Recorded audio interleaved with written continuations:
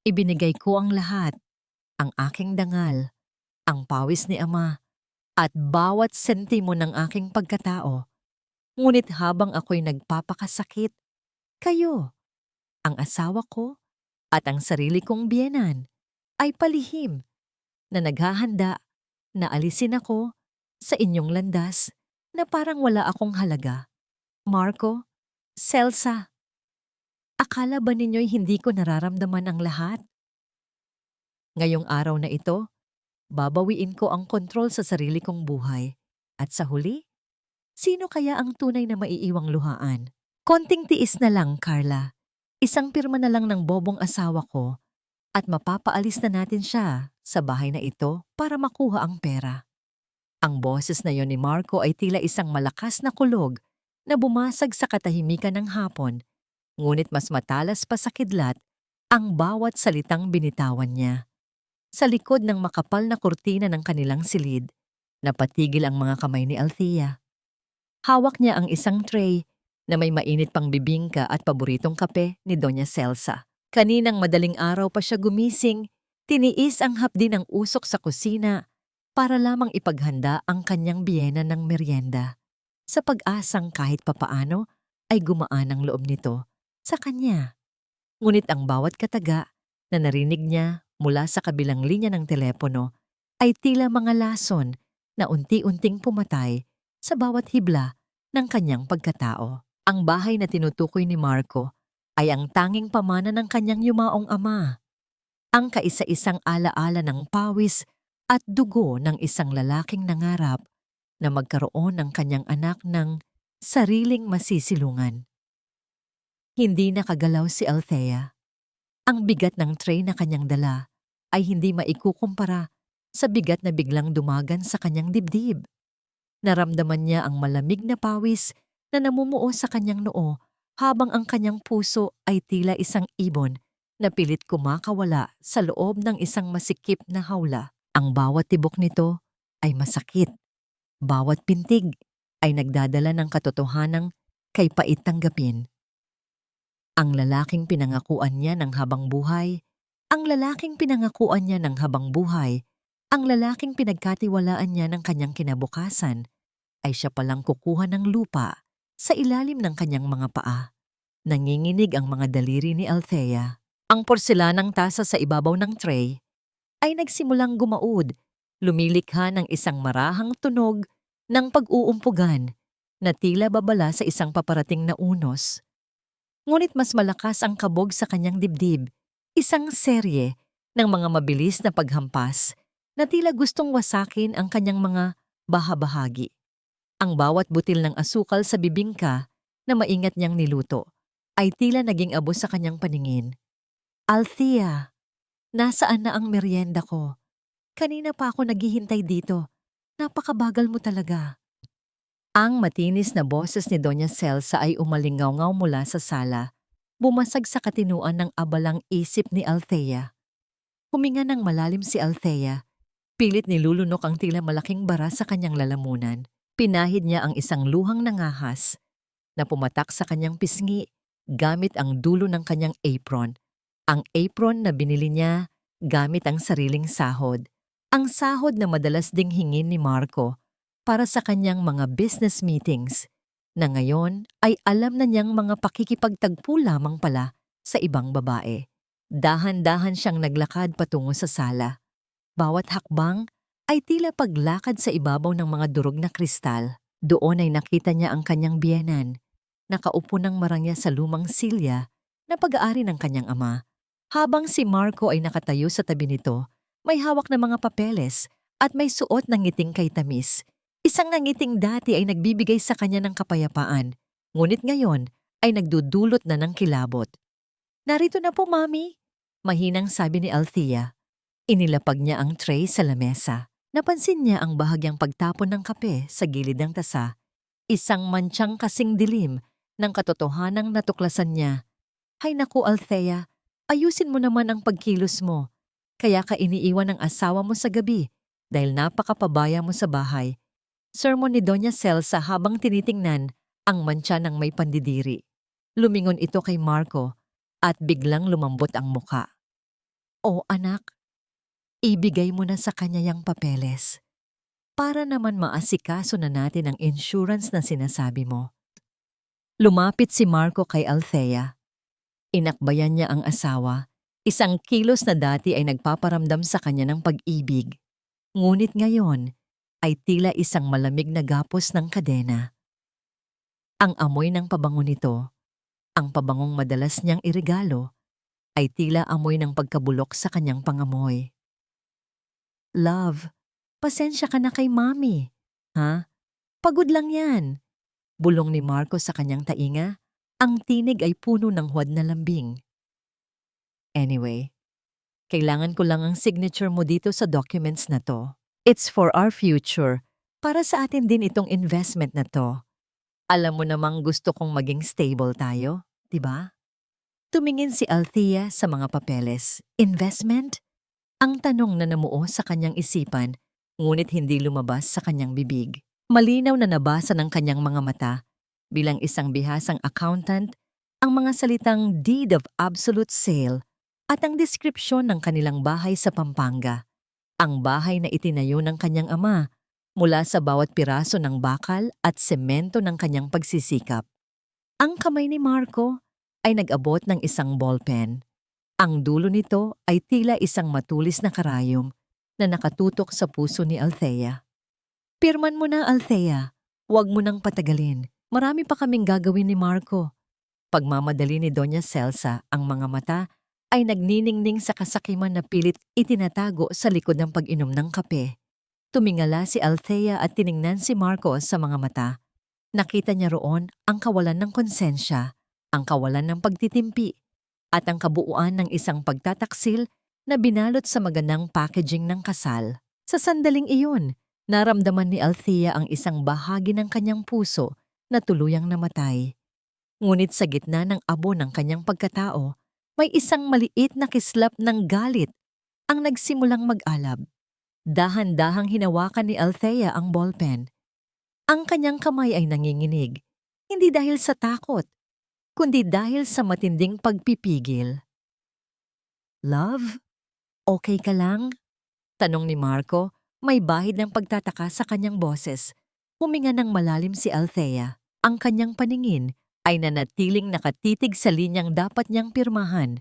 Ang linyang magtatapos sa kanyang karapatan sa sariling tahanan o ang linyang magsisimula ng kanyang pagbangon. Bakit ang taong pinili mong maging sandigan ay siya ring magiging mitya ng iyong pagbagsak? Inilapat ni Althea ang dulo ng ballpen sa papel. Ngunit bago pa man ito makagawa ng anumang marka, isang malakas na katok sa kanilang pinto ang bumasag sa tensyon ng silid. Ang malakas na paghampas ng kamao sa kahoy na pinto ay nagsilbing hudyat ng pansamantalang kaligtasan para kay Althea. Ang bawat katok ay tila isang paalala na ang mundo sa labas ay patuloy na umiikot kahit na ang kanyang sariling mundo ay unti-unti nang naglalaho. Sino ba yan? Istorbo naman sa usapan. Reklamo ni Doña Celsa habang padabog na ibinababa ang kanyang tasa. Ang boses nito ay puno ng yamot. Ang mukhang kanina ay puno ng pekeng ngiti ay napalitan ng isang mapanghusgang tingin. Binitawan ni Althea ang ballpen. Ang malamig na pawis sa kanyang palad ay nag-iwan ng bakas sa makintab na plastik ng panulat. Ako na po ang titingin, Mami, mahinang sabi niya. Hindi niya hinintay ang sagot ng biyenan at agad siyang tumayo. Dala ang bigat ng kanyang dibdib patungo sa pintuan. Sa pagbukas ng pinto, bumungad ang mukha ni Nanay Ising, ang kanilang kapitbahay na matalik na kaibigan ng kanyang yumaong ama. May dala itong isang mangkok ng mainit na ulam, ngunit ang kanyang mga mata ay puno ng pag-aalala habang nakatingin kay Althea. Althea, Iha, nagluto ako ng paborito mong ginisang ampalaya. Naisipan kong dalhan ka dahil alam kong pagod ka sa trabaho, sabi ni Nanay Ising. Ngunit sa likod ng kanyang mga salita, ang kanyang mga mata ay tila nagtatanong kung bakit namumutla ang anak ng kanyang yumaong kumpare. Salamat po, Nanay Ising. Pasok po kayo. Anyaya ni Althea. Umaasang ang presensya ng matanda ay magsisilbing proteksyon laban sa panganib na nasa loob ng kanyang sala, ngunit hindi hinayaan ni Marco na mawala ang kanyang pagkakataon. Lumapit siya sa pintuan, may suot na maskara ng isang perpektong asawa. Nanay Ising, salamat po sa ulam, pero pasensya na po. May mahalaga kaming pinag-uusapan na pamilya. Baka pwedeng sa susunod na lang. Ang boses ni Marco ay kalmado, ngunit ang bawat salita ay may talim na nagtataboy sa matanda. Naramdaman ni Althea ang muling paghigpit ng hawak ni Marco sa kanyang balikat. Pagkaalis ni Nanay Ising, isinara ni Marco ang pinto at muli siyang hinarap. Love, ituloy na natin ang pagpirma. Sayang ang oras. Aalis pa ako para sa meeting natin sa Cebu. 'Di ba? Dito na pumasok ang husay ni Althea sa pagsusuri ng mga numero at sitwasyon. Ang kanyang isipan ay mabilis na nagtrabaho. Marco, pasensya ka na. Biglang sumakit ang ulo ko sa amoy ng ampalaya at kailangan ko pang i-double check ang mga financial statements sa cooperative bago ako umalis mamaya. Pwede bang bukas na lang natin ito pag-usapan ng maayos? Agad na nagbago ang timpla ng mukha ni Doña Celsa. Althea, huwag mong pairalin ang arte mo. Utang mo sa amin ang lahat ng ginhawang tinatamasa mo ngayon. Ang asawa mo ay gumagawa ng paraan para sa inyo. At ganyan ka pa katigas ang ulo? Ang boses ng matanda ay puno ng gaslighting. Pilit na pinalalabas na si Althea ang nagkakamali. Na siya ang walang utang na loob. Mami, hindi naman sa ganoon. Pilit na paliwanag ni Althea, habang ang kanyang puso ay tila dinudurog sa pagitan ng dalawang bato ng kasinungalingan. Hayaan mo na, ma. Singit ni Marco, ngunit ang kanyang mga mata ay nanatiling nakatitig ng matalim kay Althea. Sige love, gawin mo muna ang trabaho mo, pero siguraduhin mong bukas, bago ako umalis, ay tapos na ito.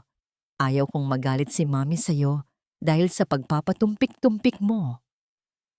Tumango si Althea, ngunit sa loob niya, alam niyang wala na siyang oras na dapat sayangin.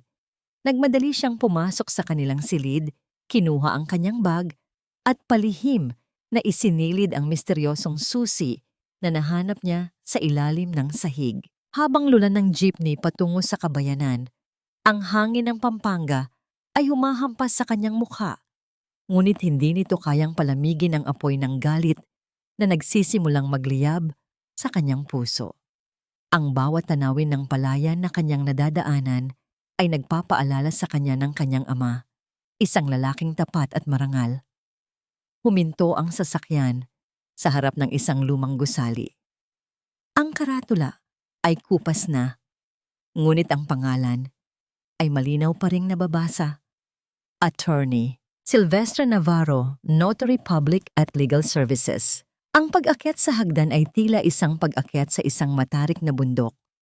Bawat baitang ay puno ng pag-aalinlangan, ngunit ang alaala ng boses ni Marco sa telepono ang nagtulak sa kanya pasulong. Sa loob ng opisina, ang amoy ng lumang papel at tinta ay tila nagbigay sa kanya ng panandaliang kapayapaan. Althea, ikaw na ba yan? Ang boses ni Attorney Navarro ay malalim at puno ng dignidad. Nang makita siya ng matandang abogado, agad itong tumayo. Ang kanyang mga mata ay tila nakikita ang lahat ng sakit na itinatago ni Althea. Kamukhang kamukha mo ang iyong ama. Iha, ano ang maipaglilingkod ko sa'yo? Hindi na nakapagsalita si Althea. Ang lahat ng emosyong kinimkim niya simula kaninang hapon ay biglang bumuhos. Ang kanyang mga luha ay tila mga sapa na umapaw. Basang-basa ang kanyang mga pisngi habang inilalabas niya ang mga dokumentong kinuha niya palihim mula sa gamit ni Marco. Attorney, tulungan niyo po ako. Gusto nilang kunin ang lahat. Ang bahay ni Ama, ang aking buhay, ang tanging nasabi niya sa gitna ng kanyang mga hikbi. Matama na sinuri ni Silvestre ang mga papel. Ang kanyang mga kilay ay nagtagpo at ang kanyang mukha ay naging seryoso. Hindi ito simpleng insurance, Althea. Ito ay isang deed of sale At ayon sa mga record na hawak ko mula sa iyong ama, may mga kondisyon ang kanyang testamento na hindi maaring baliwalain basta-basta. Habang nakikinig si Althea sa paliwanag ng abogado, nakaramdam siya ng isang maliit na pag-asa. Ngunit sa gitna ng kanilang pag-uusap, narinig nila ang tunog ng isang sasakyan na pumarada sa tapat ng opisina. Dahan-dahang lumapit si Althea sa bintana at hinawi ng bahagya ang kurtina. Ang kanyang puso ay tila huminto sa pagtibok. Isang marangyang pulang sasakyan ang nakaparada doon. Ang sasakyang madalas ipagmalaki ni Marco na hiniram lang daw niya sa isang kliyente. Ngunit hindi si Marco ang bumaba sa sasakyan. Isang babaeng may suot na malalaking salamin at mamahaling damit ang lumabas. Kilala ni Althea ang babaeng iyon. Siya si Carla Meneses. Bakit narito si Carla sa opisina ni Attorney Navarro? May kinalaman ba siya sa mga papeles na hawak ni Althea? O may mas malalim pa silang plano na hindi pa niya natutuklasan? Ang pinto ng opisina sa ibaba ay narinig nilang bumukas. Ang bawat yabag ng sapatos sa hagdan ay tila isang banta ng panganib na papalapit sa kanila. Ang bawat yabag ng kanyang mga paa sa hagdan ay tila isang turok ng karayom sa aking pandinig. Bawat hakbang ay nagpapaalala na kahit saang sulok ako magpunta, ang anino ng pagtataksil ni Marco ay nakabuntot sa akin.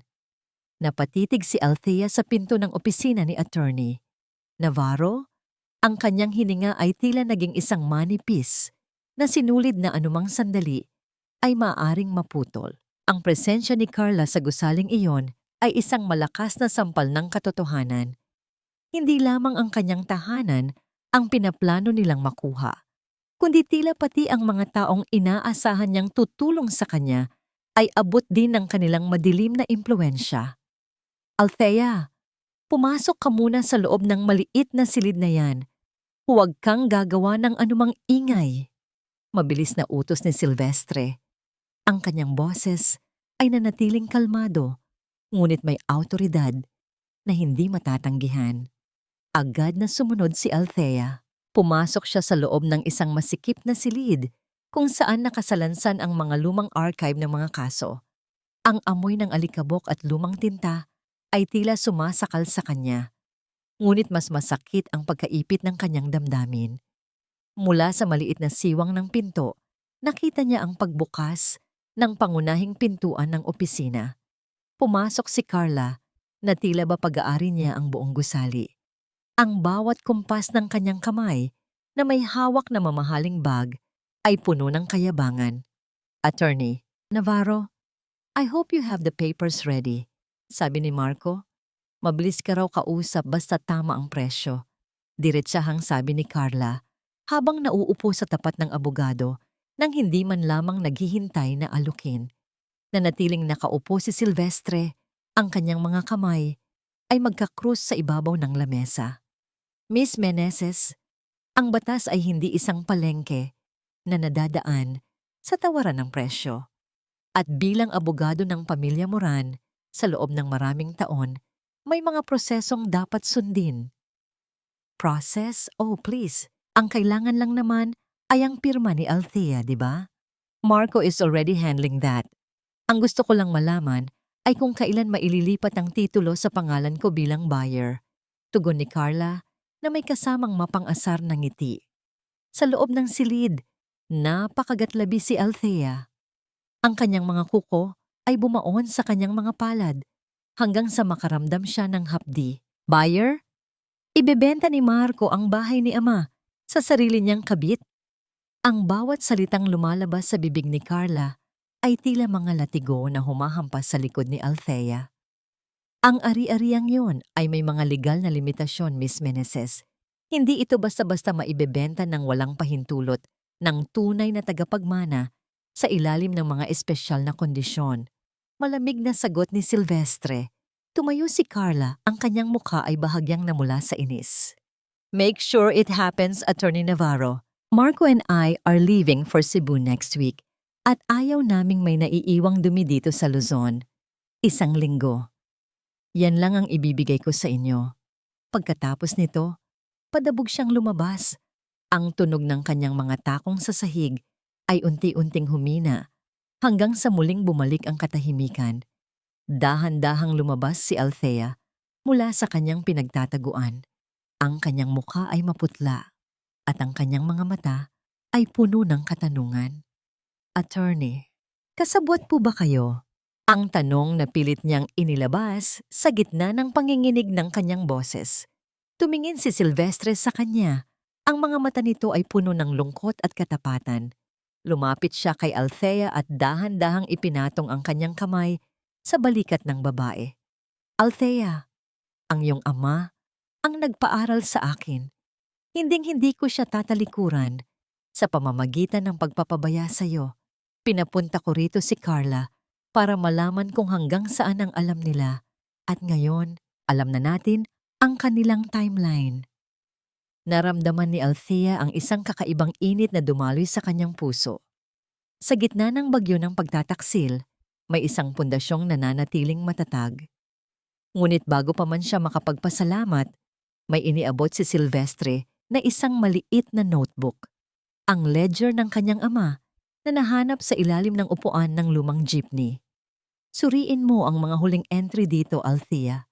Ikaw ang accountant. May mga numero rito na hindi tugma sa sinasabi ni Marco tungkol sa mga utang ng iyong ama, sabi ni Silvestre. Dali-daling binuklat ni Althea ang mga pahina. Ang kanyang mga mata ay mabilis na gumalaw sa bawat hanay ng mga numero. Biglang tumigil ang kanyang mundo nang makita ang isang pangalan na paulit-ulit na lumilitaw sa mga huling buwan bago mamatay ang kanyang ama. Ibarra Transportation Services, bulong ni Althea. Bakit nagpapadala ng pera si ama sa kumpanya ni Marco bago pa man kami ikasal? Sa gitna ng kanyang pagkalito, biglang tumunog ang kanyang cellphone. Isang text message mula kay Marco. Love, nasaan ka? May surprise ako sa iyo sa bahay. Bilisan mo ang uwi. Kasabay ng pagbasa niya sa mensahe, isang malakas na kulog ang gumitla sa buong bayan ng San Fernando at ang unang patak ng ulan ay humampas sa bintana ng opisina.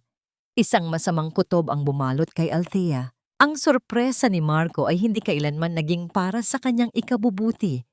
Ano ang matatagpuan ni Althea sa kanyang pag-uwi? At ano ang tunay na ugnayan ng kanyang ama sa pamilya ng lalaking sumisira sa kanya ngayon? Ang pinakamatamis na ngiti ng isang manlilinlang ay ang pinakamatalim na patalim na itinusok sa aking likuran. At sa gabing ito, ang talim na yon ay dahan-dahang bumaon sa aking puso. Basang-basa si Althea nang makarating siya sa tapat ng kanilang bakuran. Ang ulan sa Pampanga ay tila hindi na lamang basta tubig na bumabagsak mula sa langit, kundi mga luhang nakikisama sa kanyang pighati. Ang bawat patak na tumatama sa bubungang lata ng kanilang lumang bahay ay lumilikha ng isang malungkot at mabilis na ritmo, tila isang babala na hindi niya dapat baliwalain. Pagpasok niya sa loob, ang liwanag ng bumbilya sa sala ay tila masyadong masakit sa kanyang mga mata. Doon, nakita niya si Marco na nakaupo sa sofa. May hawak na isang baso ng alak at may malawak na ngiti. Sa tabi niya ay may dalawang malalaking maleta na bago at kumikinang pa. Love, you're home. Look at this! Masayang bungad ni Marco. Tumayo siya at mabilis na lumapit kay Althea. Hindi man lamang napansin na nanginginig ang kanyang asawa sa ginawat basa ang suot na damit. Inakbayan niya si Althea at ang init ng kanyang katawan ay tila isang insulto sa nararamdamang panlalamig ng babae. Ano ito, Marco?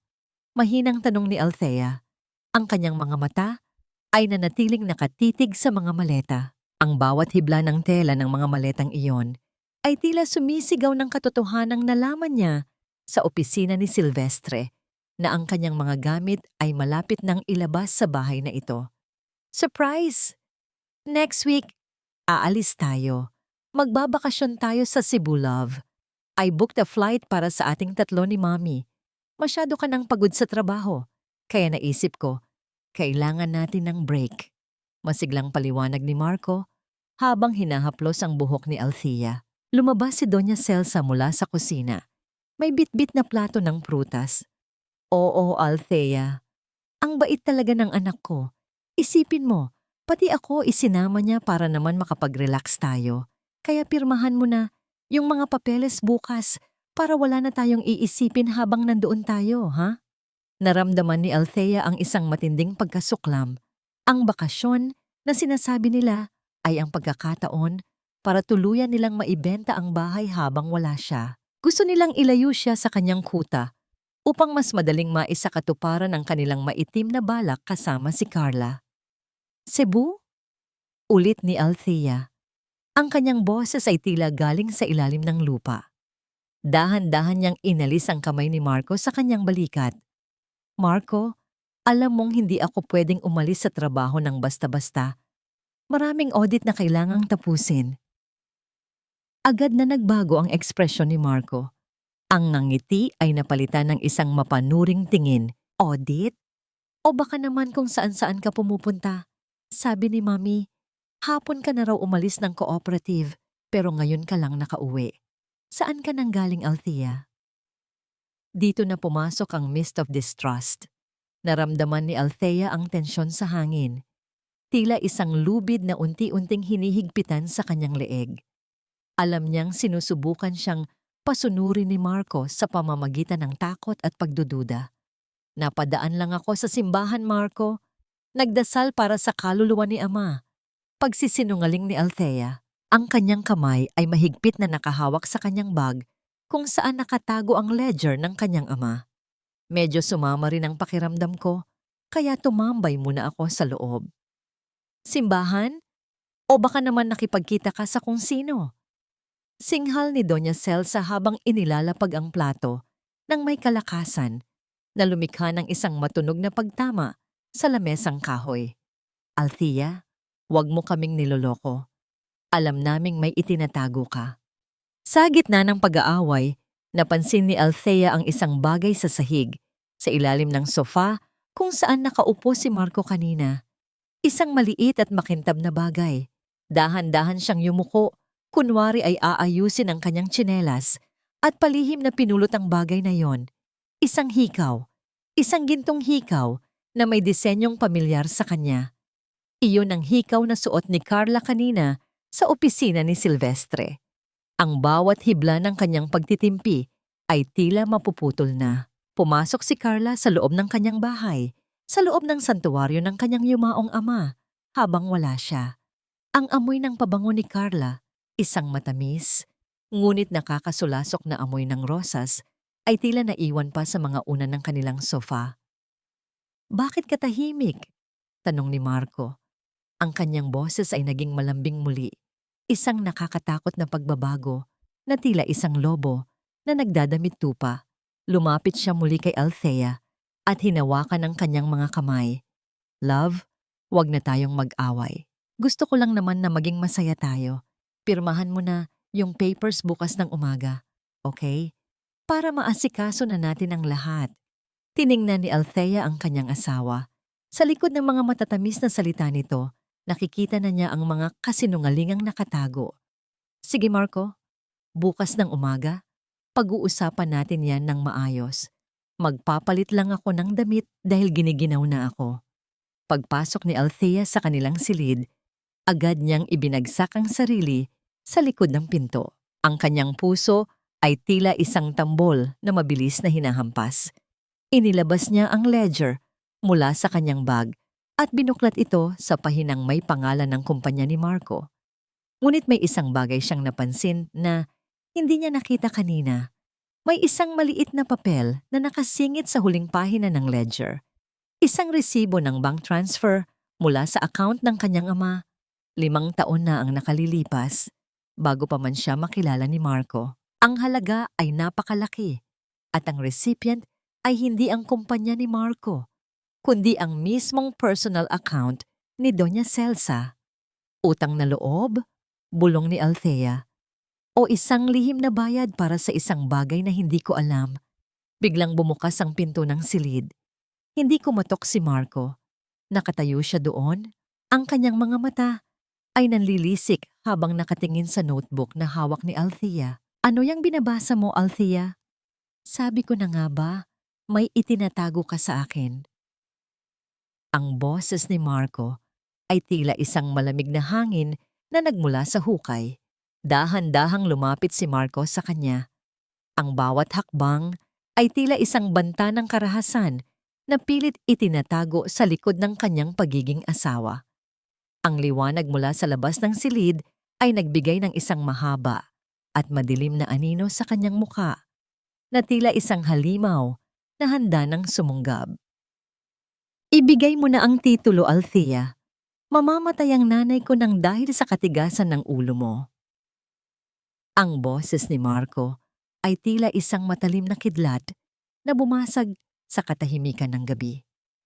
Habang hawak ni Althea ang lumang ledger ng kanyang ama, ang bawat salita ng kanyang asawa ay tila isang mabigat na hampas na nagpapahina sa kanyang mga tuhod.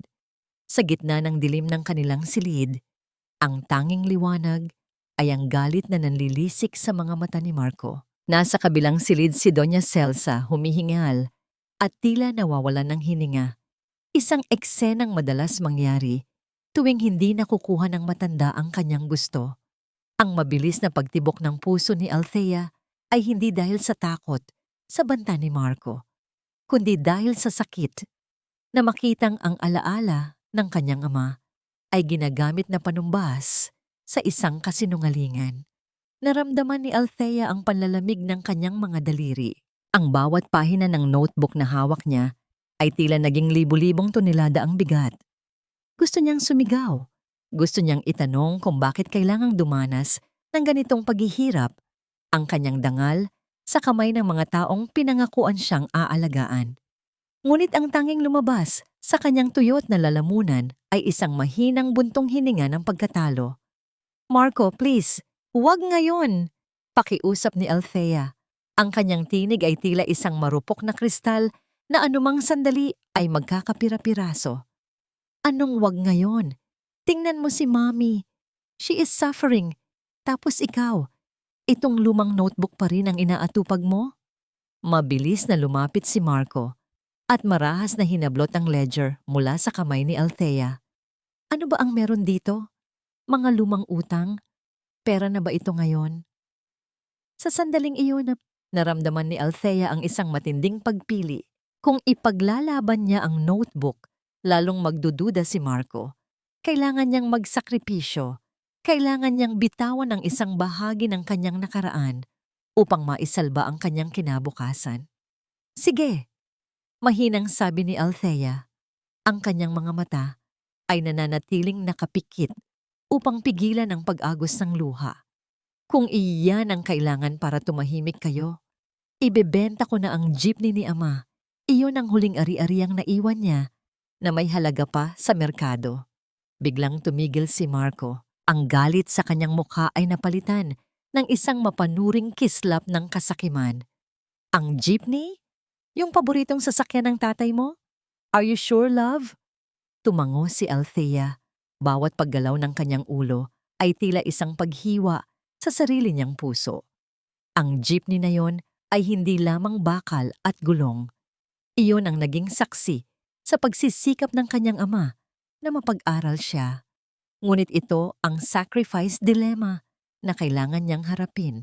Kung ibibigay niya ang pain, mas madali niyang mahuhuli ang mga lobo sa kanilang sariling bitag. Narinig nilang tumigil ang pag-ubo at paghingal ni Doña Celsa sa kabilang silid. Tila isang himala na biglang gumaling ang matanda nang marinig ang salitang ibebenta. Mabuti naman at natauhan ka, Althea. Ang boses ni Celsa mula sa pintuan ay wala ng bakas ng sakit, kundi puro panunuya. Dapat lang na ibenta yang lumang bakal na yan. Nakakasikip lang sa garahe. Lumabas si Marco para asikasuhin ang kanyang ina. Dala ang ledger na kinuha niya. Naiwang mag-isa si Althea sa dilim. Dahan-dahan siyang lumapit sa bintana at tiningnan ang garahe sa ibaba. Doon, sa ilalim ng kupas na tolda, ay nakaparada ang jeepney ni Ama. Tila nararamdaman niya ang haplos ng kamay ng kanyang ama sa kanyang balikat. Bumubulong na huwag siyang mawalan ng pag-asa. Lumipas ang ilang oras. Akala ni Marco at Celsa ay natutulog na si Althea. Ngunit sa katahimikan ng hating gabi, dahan-dahang lumabas si Althea ng silid upang uminom ng tubig. Sa kanyang pagdaan sa pasilyo, narinig niya ang mahinang tawanan mula sa silid ni Doña Celsa. "Ang galing mo talaga, anak," sabi ni Celsa. Ang boses ay puno ng kagalakan. "Isang drama lang tungkol sa puso ko. Bibigay din pala ang babaeng yan. Akala ko ba matalino siyang accountant?" "Don't worry, ma," sagot ni Marco. Ang boses ay puno ng panlalamig na tila galing sa ilalim ng lupa. "Hayaan mo siyang umiyak. We will kill her with sadness. Unti-unti nating kukunin ang lahat sa kanya hanggang sa wala na siyang matira, kundi ang sarili niya. Pagkatapos nating maibenta ang jeepney at ang bahay, iiwan na natin siya dito sa Pampanga na walang-wala. Cebu is waiting for us, ma." Kasama si Carla. Ang bawat salita ay tila mga punyal na bumaon sa likod ni Althea. Ang kanyang puso na kanina ay nagdurusa ay biglang tumigas. Ang panginginig ng kanyang katawan ay napalitan ng isang malamig at matalim na determinasyon. Bakit ang pagmamahal na ibinigay mo ng buong puso ay nauuwi sa isang planadong pagpatay sa iyong kaluluwa? Dahan-dahang bumalik si Althea sa kanyang silid. Ang kanyang bawat hakbang ay hindi na gumagawa ng ingay. Ang kislap ng luha sa kanyang mga mata ay napalitan ng isang apoy na hindi na kailanman mamamatay. Hindi siya papayag na maging biktima lamang. Kung gusto nilang paslangin siya sa lungkot, ipapakita niya sa kanila kung gaano katalim ang katarungang binuo sa katahimikan. Ang amoy ng kanyang mamahaling pabango ay tila isang lason na humahalo sa hangin ng aming tahanan, isang dayuhang samyo na pilit nagnanakaw sa bawat matamis na alaala ng aking pamilya. Hindi pa man tuluyang sumisikat ang araw sa kalangitan ng Pampanga, ang katahimikan sa loob ng bahay ni na Althea ay muling binuwag ng isang hindi inaasahang tunog. Ang marahang pagkatok sa pintuan ay hindi katulad ng sa mga kapitbahay. Ito ay may kasamang awtoridad at pagmamalaki. Nasa kusina si Althea, tinitimpla ang kape ni Marco, habang ang kanyang puso ay tila isang sugatang ibon na pilit na itinatago ang sakit. Nang buksan niya ang pinto, tila tumigil ang pag-ikot ng mundo. Doon, sa gitna ng kanilang bakuran, nakatayo si Carla Meneses. Suot nito ang isang pulang damit na tila sumisigaw ng tagumpay.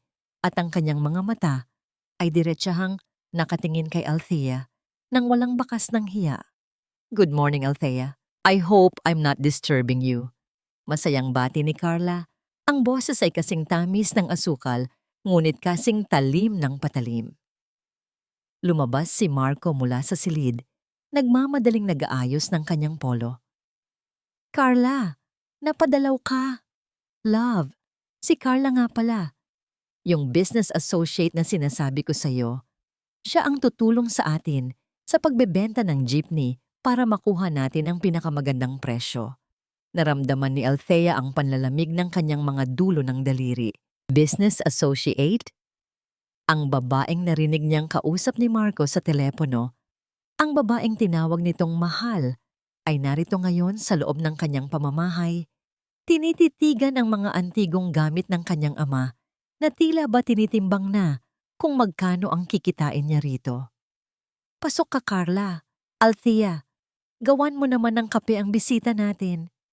Yung paborito ko, yung matamis," utos ni Marco habang inaalalayan si Carla na maupo sa paboritong silya ni Doña Celsa. Dahan-dahang bumalik si Althea sa kusina. Ang bawat hakbang niya ay tila paghatak sa isang mabigat na kadena. Habang inihahanda niya ang kape, ang kanyang mga kamay ay nanginginig sa matinding pagpipigil. Ang init ng takure ay tila lumilipat sa kanyang mga ugat, ngunit ang kanyang mukha ay nanatiling parang isang kalmadong lawa. Mula sa kusina, naririnig niya ang tawanan ni Marco at Carla sa sala. Ang tunog ng kanilang masayang pag-uusap ay tila mga martilyo na bumabasag sa bawat pader ng kanyang pagtitiis. Ang ganda naman ng bahay na ito, Marco. Sayang at luma na. Pero kung gigibain at gagawing modernong kondo, siguradong malaki ang kikitain natin. Narinig niyang sabi ni Carla. Inilabas ni Althea ang tray ng kape. Inilapag niya ito sa lamesa ng may dahan-dahang paggalaw. Bawat tunog ng porselana sa kahoy ay tila isang babala. Uminom ka muna, Carla. Pasensya ka na. Hindi ako handa sa pagdating mo. Mahinang sabi ni Althea. Ang kanyang mga mata ay nakatitig ng diretso sa mga mata ng kabit ng kanyang asawa. Salamat, Althea. You're so kind. No wonder Marco talks about you all the time. As a very responsible housekeeper. Panunuyan ni Carla bago uminom ng kape. Biglang tumunog ang cellphone ni Marco. Wait lang ha. Tumatawag ang buyer ng jeepney. Lalabas lang ako sandali para sagutin ito. Sabi ni Marco. At mabilis na lumabas ng bahay, iniwan ang dalawang babae sa loob ng isang tensyong tila puputok anumang sandali. Nang masiguro ni Carla na wala na si Marco, biglang nawala ang kanyang plastik na ngiti. Ibinaba niya ang tasa at lumapit ng bahagya kay Althea. Ang kanyang mga mata ay nanlilisik na sa kasamaan. Alam mo, Althea, naawa ako sa'yo. Nagpapakahirap ka rito habang kami ni Marco ay nagpaplano na para sa aming kinabukasan sa Cebu. Why don't you just sign the papers and let us go? Para hindi ka na masaktan ng ganito. Bulong ni Carla. Hindi kumibo si Althea. Ang kanyang katahimikan ay tila isang pader na hindi matitibag. Ngunit bago pa man siya makasagot, hinawakan ni Carla ang kanyang kamay at dinala ito sa sarili nitong tiyan. Huwag mong sasabihin kay Marco na nalaman mo na ito sa akin, ha? Gusto niya siyang mag-surprise sa'yo. Bulong ni Carla na may kasamang nakapangingilabot ng ngiti. Buntis ako, Althea, at si Marco ang ama. Ayaw mo namang lumaking walang ama. Ang anak ko dahil lang sa pagiging sakim mo sa isang lumang bahay, di ba? Tila bumagsak ang buong langit sa ulo ni Althea. Ang bawat salita ay tila isang malakas na pasabog na nagwasak sa huling piraso ng kanyang pag-asa. Ang panginginig ng kanyang buong katawan ay hindi na niya mapigilan. Ang hangin sa loob ng sala ay tila naubos at ang bawat tibok ng kanyang puso ay naging isang matalim na hapdi. Bakit ang isang bagong buhay ay kailangang maging mitya ng pagkamatay ng iyong sariling kaluluwa? Sakaling bumalik si Marco, nakita niya si Althea na nakatayo pa rin doon, tulala at maputla. Love, okay ka lang? Napag-usapan niyo na ba ni Carla ang tungkol sa jeepney? Tanong ni Marco. Walang kamalay-malay sa bombang binitawan ng kanyang kabit.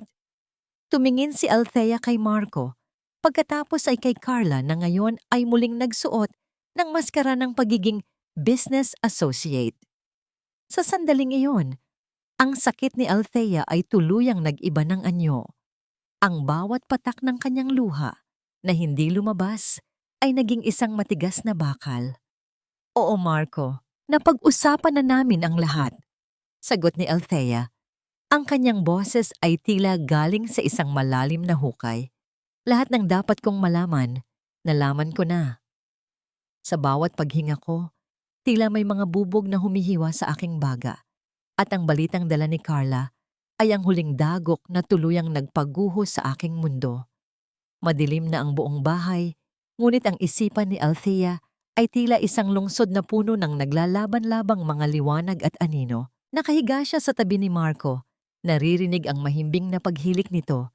Isang tunog na dati ay nagbibigay sa kanya ng katiwasayan, ngunit ngayon ay nagdudulot na lamang ng matinding pagkasuklam. Ang bawat paghinga ng kanyang asawa ay tila isang paalala ng pagtataksil na binuo sa loob ng kanilang sariling silid. Buntis si Carla. Ang katotohanan yon ay tila isang mabigat na kadenang nakapulupot sa leeg ni Althea. Dahan-dahan siyang bumangon, iniingatan na hindi magising ang lalaking itinuring niyang mundo, ngunit naging mitya pala ng kanyang impyerno.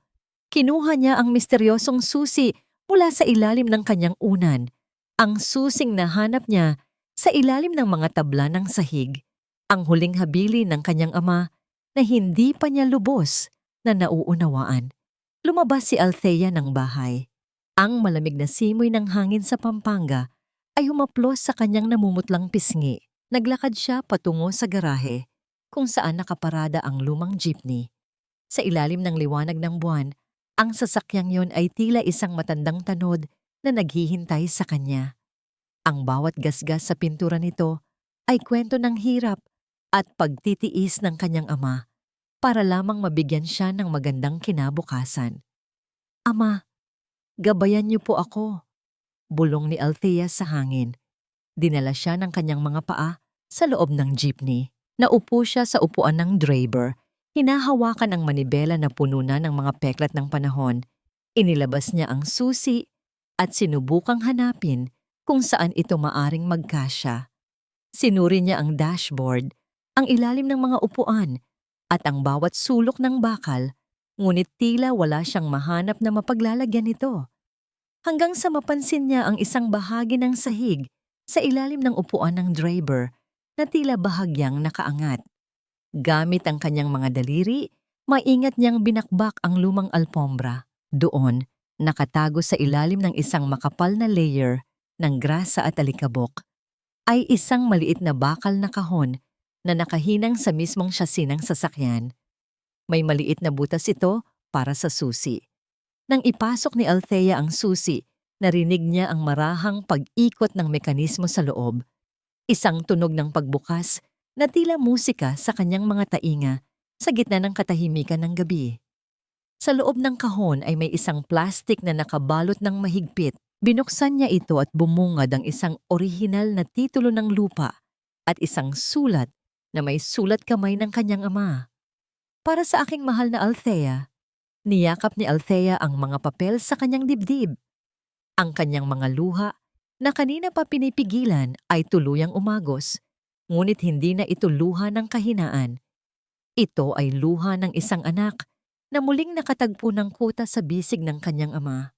Ngunit ang katahimikan ng gabi ay biglang binuwag ng isang matunog na pagtapak sa mga tuyong dahon sa labas ng garahe. "Anong ginagawa mo rito sa oras na ito, Althea?" Ang boses ni Doña Celsa ay tila isang malamig na kumpas ng kamatayan. Nakatayo ang matanda sa bukana ng garahe, may hawak na flashlight na direktang nakatutok sa mukha ni Althea. Ang kanyang mga mata ay nanlilisik sa hinala at ang flashlight ay gumagalaw. Pilit na sinisilip kung ano ang hawak ng kanyang menugang sa loob ng sasakyan. Mabilis na itinago ni Althea ang mga papel sa likod ng kanyang likuran. Ang kanyang puso ay tila gustong tumalon palabas ng kanyang dibdib. "Hindi po ako makatulog, Mami. Naisipan ko lang pong dalawin ang huling alaala ni Ama bago niyo ito ibenta." Dahan-dahang lumapit si Doña Celsa. Ang tunog ng kanyang mga tsinelas sa semento ay tila isang mabagal na pagbilang ng oras. "Huwag mo akong lokohin, Althea. Alam kong may kinuha ka sa loob ng sasakyang yan. Ibibigay mo sa akin yan." Agad na hinablot ni Celsa ang braso ni Althea. Isang marahas na paghila na nagdulot ng hapdi sa balat ng bahagi ng kanyang bisig. Ang bawat kuko ng matanda ay tila mga pangil na pilit kumakapit sa kanyang huling pag-asa. Sa gitna ng dilim, ang mga mata ni Celsa ay nagniningning sa kasakiman, tila isang hayop na nakatitig sa kanyang huli. "Ibigay mo sa akin yan, Althea. Huwag kang magmalinis sa harap ko. Lahat ng narito, pati na ang bawat himaymay ng bakal ng jeepney na ito, ay pag-aari na ni Marco. Akin na ang mga papel na yan." Ang boses ni Celsa ay isang matinis na bulong, puno ng lason at pagbabanta.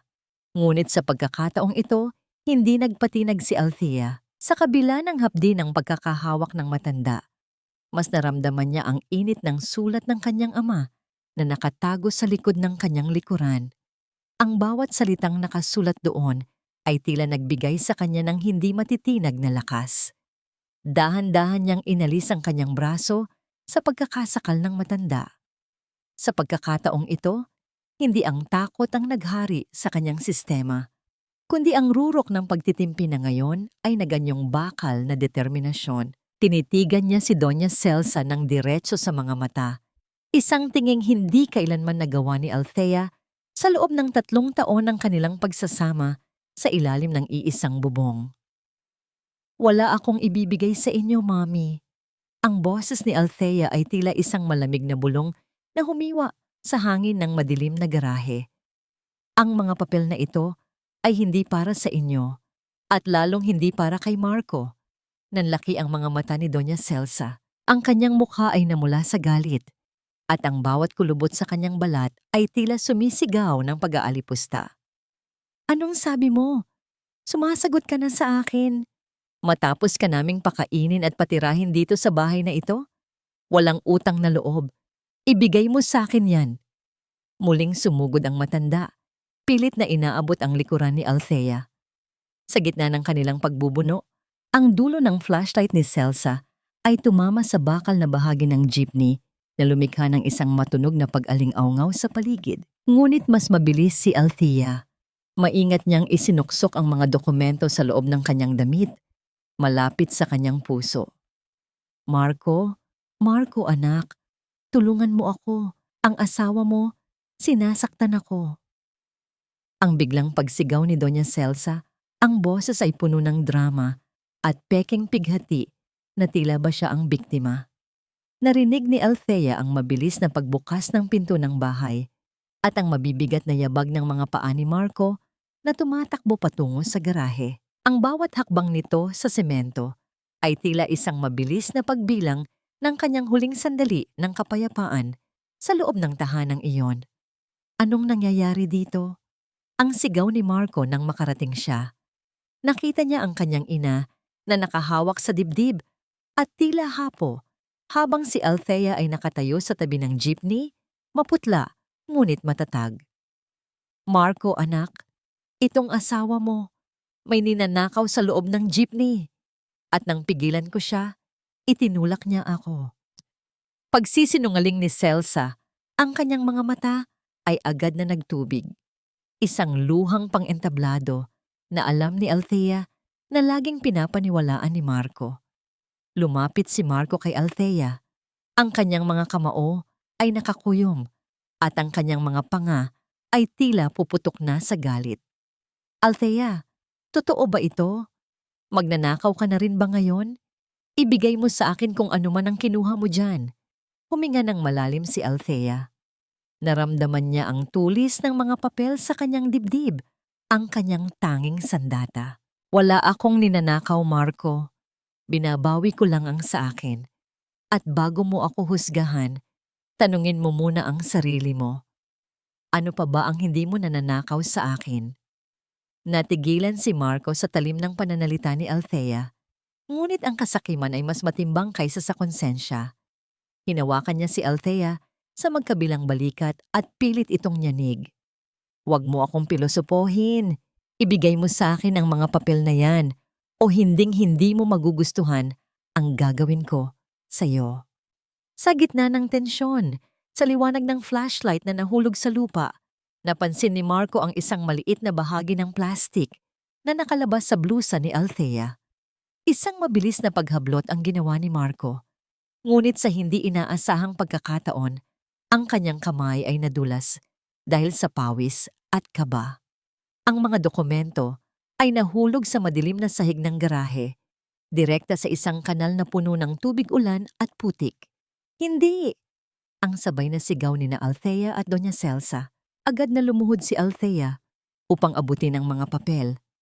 Ngunit bago pa man niya ito mahawakan, isang paa ang mabilis na tumapak sa ibabaw ng kanyang mga daliri at sa mga dokumentong basang-basa na.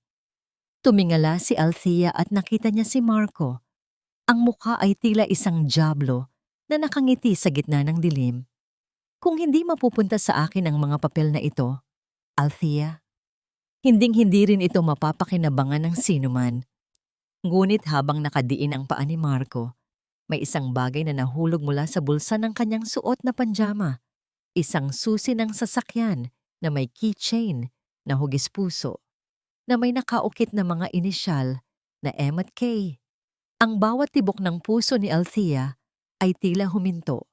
Ang ebidensya ng pagtataksil ni Marco ay nasa harap na niya, kasabay ng tila pagkawasak ng kanyang huling pag-asa para sa kanyang mana. Ano ang gagawin ni Althea ngayong ang tanging patunay ng kanyang pagmamay-ari ay tila nilalamunan ng putik at ang katotohanan ng pagtataksil ni Marco ay harap-harapan ng humahamon sa kanya sa gitna ng gabing iyon? Tumingin ka sa akin, Althea. Ang mga basurang ito ba ang ipinaglalaban mo? Ngayon, tignan natin kung may magagawa pa ang mga putik na ito para iligtas ka. Ang boses ni Marco ay puno ng panunuya habang mas lalo niyang ibinabaon ang kanyang paa sa ibabaw ng mga daliri ni Althea. Ang hapdi ng pagkakaipit ng kanyang mga kamay sa semento, kasabay ng malamig na putik na humahalo sa kanyang balat, ay hindi maikukumpara sa hapdi ng kanyang kalooban. Nakatingin siya sa mga dokumentong basang-basa na ang huling pag-asa na iniwan ng kanyang ama, na ngayon ay tila naglalaho na sa dilim. Ngunit sa gitna ng sakit, ang mga mata ni Althea ay dumapo sa keychain na nahulog mula sa bulsa ni Marco. Ang inisyal na M at K ay kumikinang sa ilalim ng liwanag ng flashlight, tila isang munting bituin na nagtuturo sa kanya ng daan patungo sa katotohanan. Sa sandaling iyon, ang kanyang puso na kanina ay punong-puno ng pighati ay biglang binalot ng isang nakakangilabot na katahimikan. Dahan-dahang inalis ni Marco ang kanyang paa, may kasamang tawa ng tagumpay. Pulutin mo yan, Althea. Pulutin mo ang mga pangarap mong naging putik na. Walang imik na pinulot ni Althea ang mga papel. Ang kanyang mga kamay ay marumi. Ang kanyang blusa ay may mantsa ng lupa. Ngunit ang kanyang tindig ay unti-unting naging tuwid. Hindi siya sumigaw. Hindi siya lumaban. Sa halip, dahan-dahan niyang kinuha ang keychain ni Marco at Carla na nasa tabi ng kanyang tuhod at itinago ito sa loob ng kanyang palad. Pasensya na kayo, Mami. Marco! Mahinang sabi ni Althea. Ang kanyang boses ay tila isang marupok na bulong. Masyado lang akong naging emosyonal. Tama kayo. Wala na itong silbi. Nagkatinginan si Marco at Doña Celsa, bakas ang pagkagulat sa biglang paglambot ng loob ni Althea. Mabuti naman at natauhan ka. Singhal ni Celsa habang inaayos ang kanyang duster. Pumasok ka na at linisin mo ang sarili mo. Nakakadiri kang tignan. Pagpasok sa bahay, agad na nagkulong si Althea sa banyo. Doon, sa ilalim ng agos ng tubig mula sa gripo, maingat niyang nilinis ang mga dokumento. Isang himala na ang plastik na pambalot na ginamit ng kanyang ama ay sapat na makapal upang protektahan ang loob nito. Ang titulo ay tuyo at ang sulat ay nababasa pa rin. Ang bawat patak ng tubig na tumatama sa lababo ay tila naghuhugas din sa kanyang mga pag-aalinlangan. Kinabukasan, naging ibang tao si Althea. Naging mas masunurin siya, mas matamis ang kanyang mga ngiti, at tila tinanggap na niya ang kanyang kapalaran. Ito ang pain na kanyang inihanda. Pinaghandaan niya ng masarap na almusal si Marco at hinayaan niyang maniwala ang asawa na kontrolado na siya nito. Love, mananalo ako. Sa sugal mamaya, nararamdaman ko. Mayabang na sabi ni Marco habang kumakain ng longganisa. Kapag nanalo ako, itutuloy na natin ang paglipat sa Cebu, okay? Sige Marco, kung ano ang tingin mong makakabuti sa atin. Sagot ni Althea habang ang kanyang isipan ay abala sa pakikipag-ugnayan kay Attorney Navarro. Nang gabing iyon, umuwi si Marco na amoy alak at halos hindi na makalakad ng tuwid. Nanalo siya sa sugal at ang kanyang bulsa ay puno ng pera. Sa kanyang kalasingan, ang kanyang pag-iingat ay tuluyang naglaho. Althea, nasaan ang asawa kong masunurin? Sigaw ni Marco habang sumusuray-suray sa sala. Lumapit si Althea na may dalang baso ng tubig at ilang papeles. Narito ako, love. Bago ka matulog, may kailangan ka lang pirmahan para sa bank account natin. Alam mo naman, para mas madaling mailipat ang pera kapag nasa Cebu na tayo. Dahil sa sobrang kalasingan at sa tiwalang nakuha ni Althea sa nakaraang mga oras, hindi na nag-abalang magbasa si Marco. Kinuha niya ang ballpen at mabilis na nilagdaan ang papel na inabot ni Althea. Hindi niya alam na ang pinirmahan niya ay hindi para sa bangko, kundi isang special power of attorney na nagbibigay kay Althea ng kapangyarihang imbestigahan ang lahat ng kanyang mga transaksyon sa kumpanya. Habang nakatingin si Althea sa lagda ni Marco, naramdaman niya ang isang malamig na katuwaan. Ang bawat kurba ng panulat ni Marco ay tila isang hakbang papalapit sa kanyang sariling hukay. Kinabukasan, habang masayang nag-aalmusal ang pamilya Ibarra, isang malakas na tunog ng makina ng sasakyan ang huminto sa tapat ng kanilang gate. Hindi ito ang sasakyan ni Carla. Ito ay isang itim na van na may tatak ng pamahalaan. Isang lalaking nakauniforme ang bumaba, may hawak na isang asul na folder. Ang bawat hakbang nito sa kanilang semento ay tila isang hatol na papalapit. Magandang umaga. Kami ay mula sa Bureau of Internal Revenue, BIR. Hinahanap namin si Mr. Marco Ibarra para sa isang urgent audit tungkol sa mga hindi deklaradong benta ng sasakyan at posibleng tax evasion. Ang boses ng opisyal ay tila isang malakas na kulog sa tahimik na umaga. Namutla si Marco. Ang tinapay na hawak niya ay nahulog sa kanyang plato, lumikha ng isang malungkot na tunog. Sa gitna ng biglang katahimikan, napatingin siya kay Althea na noon ay tahimik lamang na umiinom ng kape. Ang mga mata ay malamig at walang mababasang anumang emosyon. Paano nalaman ng BIR ang mga lihim na transaksyon ni Marco? At hanggang saan ang kayang gawin ni Althea upang tuluyang pabagsakin ang mga taong umabuso sa kanyang kabutihan? Hindi maaari ito. Malinis ang mga record ko.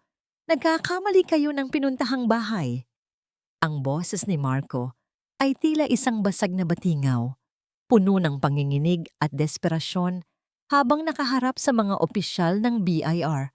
Ang kanyang mga kamay, na dati ay kampanteng humahaplos sa balikat ni Althea upang paikutin ito, ay ngayon ay hindi magkanda-ugaga sa pagtatago ng mga dokumentong nasa ibabaw ng lamesa. Ang bawat butil ng pawis na umaagos mula sa kanyang sentido ay tila mga saksi sa unti-unting pagguho ng kanyang itinayong palasyo ng kasinungalingan. Sa gitna ng kaguluhang ito, nanatiling nakaupo si Althea. Dahan-dahan niyang inilapag ang kanyang tasa ng kape. Ang tunog ng porselana na sumasayad sa lamesa ay tila isang tuldok sa mahabang pangungusap ng kanyang pagtitiis. Ang kanyang mukha ay kasing lamig ng marmol.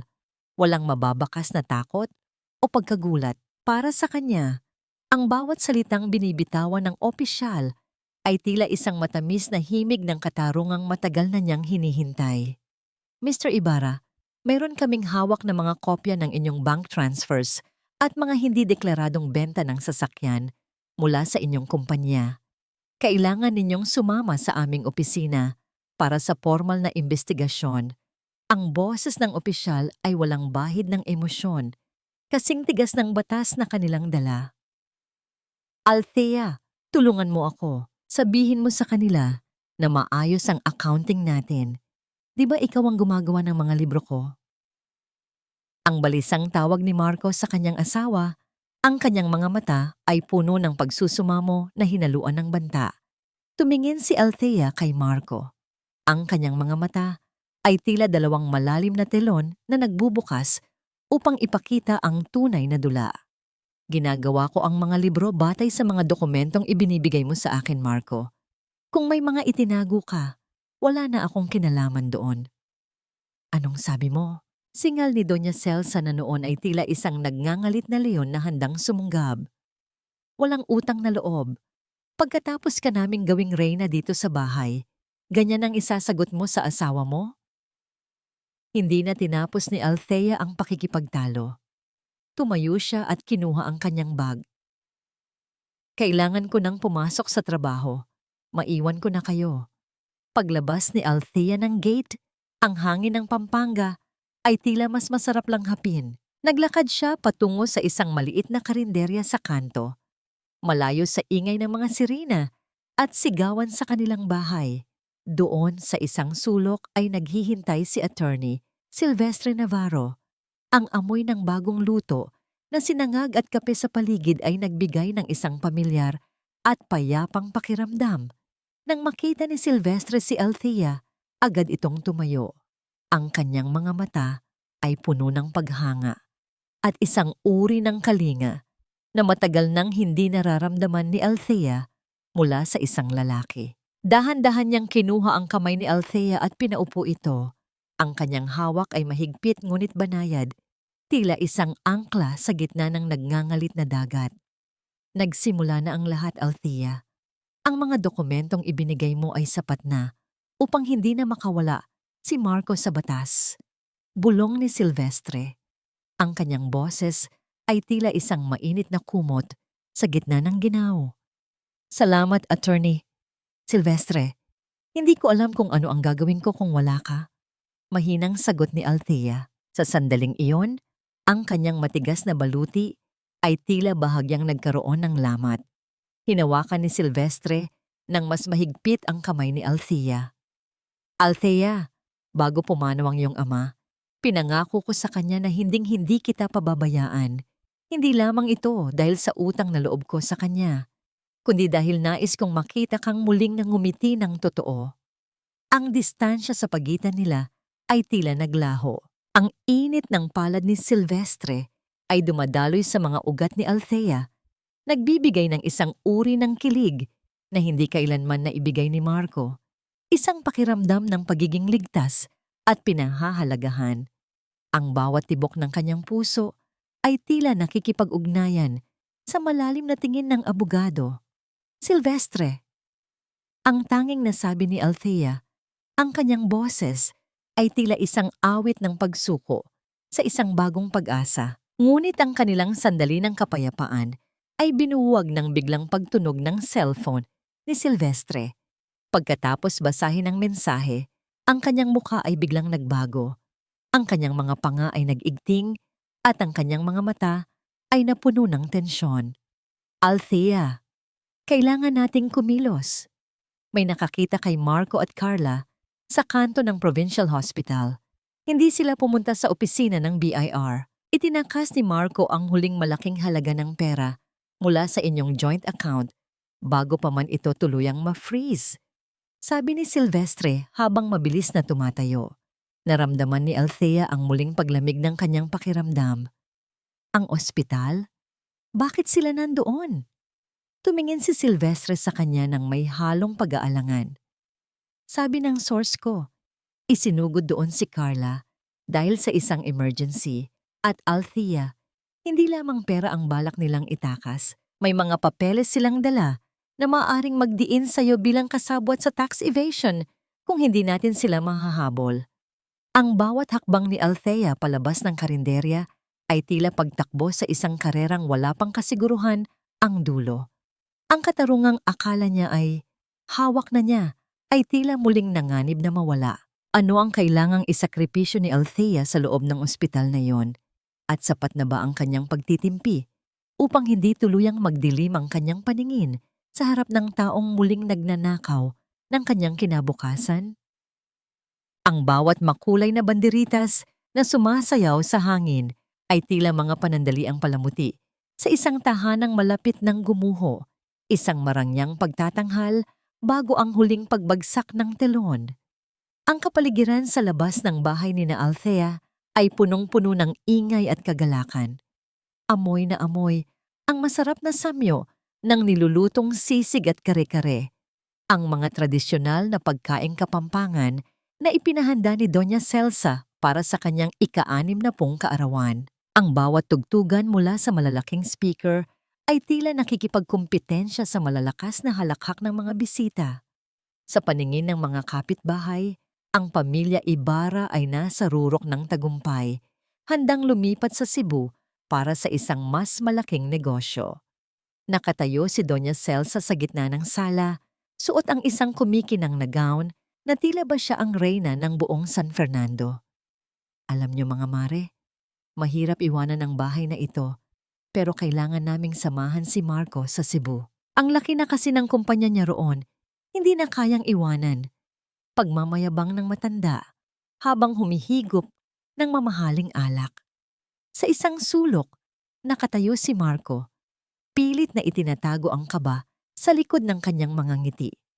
Pagkatapos ng insidente sa ospital, kung saan iniwan niya si Carla para asikasuhin ang party, akala niya ay naging matagumpay ang kanyang plano. Akala niya ay sapat na ang mga pekeng papeles na inihanda niya para idiin si Althea sa mga utang ng kumpanya. Tumingin siya sa kanyang relo, hindi mapakali. Tila may hinihintay na magandang balita mula sa kanyang broker. Dahan-dahang pumasok si Althea sa loob ng sala. Hindi siya suot ng gown na tulad ni Celsa. Suot niya ang isang simpleng barong ng babae, malinis, maputi, at puno ng dignidad. Ang bawat hakbang niya sa makintab na sahig ay tila isang marahang pagbilang ng mga sandali ng kaligayahan ng kanyang mga kaaway. Nang makita siya ni Marco, agad itong lumapit at bumulong ng may halong banta. Magpanggap ka na masaya, Althea. Huwag mong sisirain ang gabi ni Mami kung ayaw mong mas mapadali ang pagpunta mo sa kulungan. Bulong ni Marco habang mahigpit na hinahawakan ang siko ng asawa. Ngunit hindi natinag si Althea. Tumingin siya ng diretso sa mga mata ni Marco, isang tinging puno ng kapayapaan na mas nakakatakot kaysa sa galit. Huwag kang mag-alala, Marco. Ang gabing ito ay magiging hindi malilimutan para sa inyong lahat. Eksaktong pagkatapos magsalita ni Althea, ang masayang tugtugan ay biglang naputol. Ang lahat ng bisita ay napalingon sa direksyon ng gate. Isang pangkat ng mga lalaking nakauniporme, kasama ang isang sheriff ng korte, ang pumasok sa loob ng bakuran. Ang bawat yabag ng kanilang mga sapatos sa semento ay lumikha ng isang nakabibinging katahimikan na unti-unting lumamon sa ingay ng fiesta. Sino kayo? Hindi ba ninyo alam na may party dito? Alis, sigaw ni Doña Celsa, ang kanyang mukha ay namumula na sa galit at alak. Lumapit ang sheriff at inilabas ang isang asul na folder. Kami ay mula sa Regional Trial Court. Narito kami para isilbi ang writ of possession para sa ari-ariang ito at ang notice of seizure para sa lahat ng mga sasakyang nakapangalan kay Marco Ibarra dahil sa kasong isinampa ng kumpanyang Moran Cruz Estate. Tila binuhusan ng malamig na tubig si Marco. Ano? Writ of possession? Akin ang bahay na ito. Pinirmahan na ni Althea ang deed of sale. Ngunit lumapit si Attorney Silvestre Navarro mula sa likod ng mga opisyal. Bitbit ang mga orihinal na dokumento na nakuha ni Althea mula sa lihim na kahon sa jeepney. Mr. Ibarra, ang dokumentong sinasabi mo ay walang bisa dahil ang bahay na ito ay kailanman hindi naging bahagi ng inyong conjugal property. Ito ay isang paraphernal property ni Althea Moran at ayon sa huling testamento ng kanyang ama, hindi ito maaaring ibenta o ilipat ng walang pahintulot ng korte.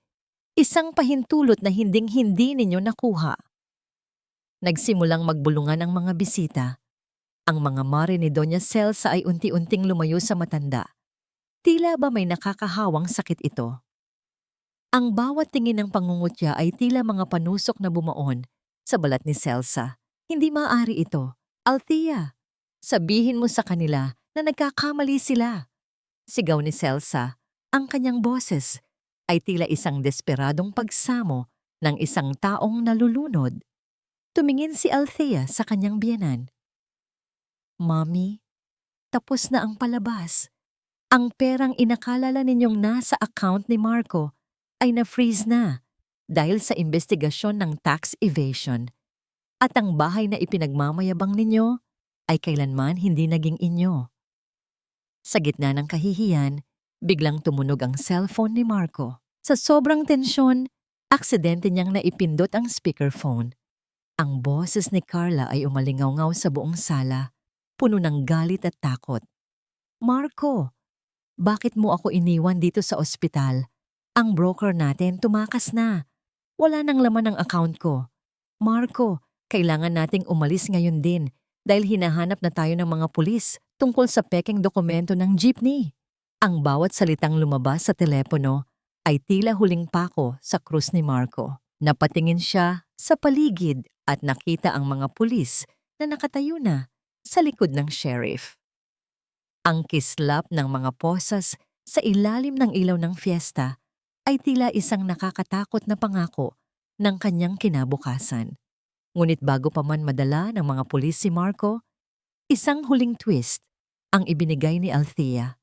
Inilabas niya ang isang papel mula sa kanyang bag, ang orihinal na resibo ng bank transfer ni Doña Celsa na nahanap niya sa ledger.